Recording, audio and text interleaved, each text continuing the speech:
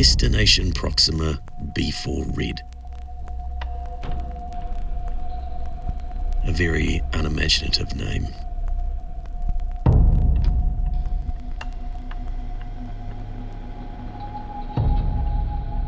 They say all red planets are cursed.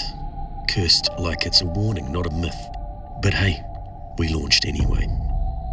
2 years in cryo, then a gentle wake up, and then boring briefing after briefing after boring briefing. Just like the food. Boring. Corporate wanted us to check out an irregular mass signature. So we go find it.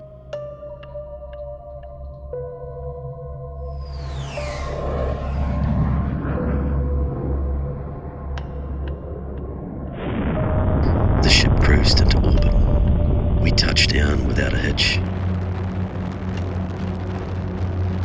And we got ready for our outing. Our recon truck was a boxy, sluggish thing. It made it about 10 clicks before it gave up.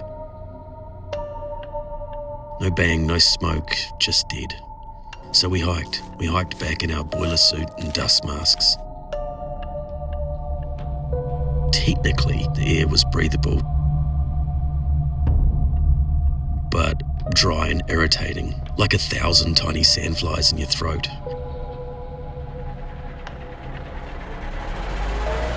Later that day, headquarters sent out more trucks. Each one got stuck in the same spot. Eventually, we ran out of trucks. So they sent 6 of us out in spacesuits. Yeah, spacesuits, not for oxygen, but to save my throat and eyes. Of course, they told us to split up.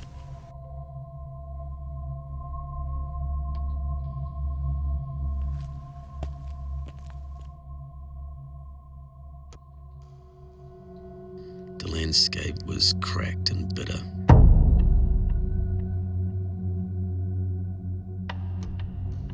And then there it was.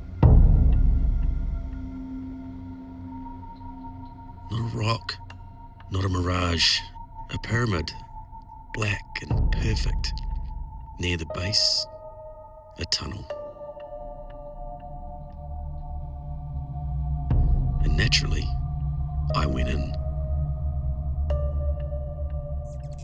The walls inside hummed and the noise etched into my brain.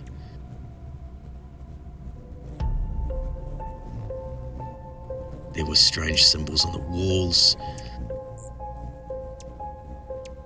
It felt off.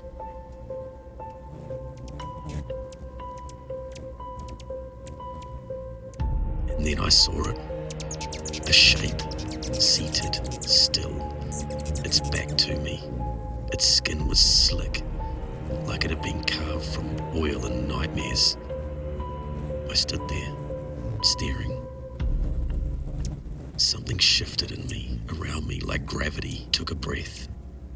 And then I was gone. No more pyramid, no more planet, no more nothing. And then, just grass. Green grass, wet with dew, and me not in a spacesuit, but in armor. I was a knight, a medieval knight, in the middle of a battle.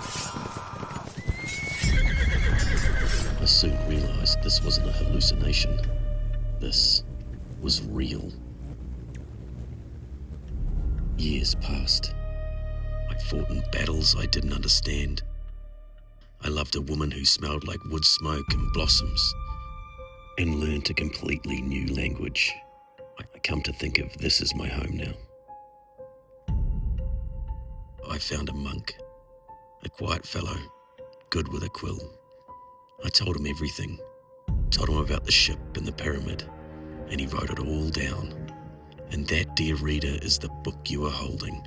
The story of a spacefaring nobody who became a knight because the universe said so. It's funny how things work out.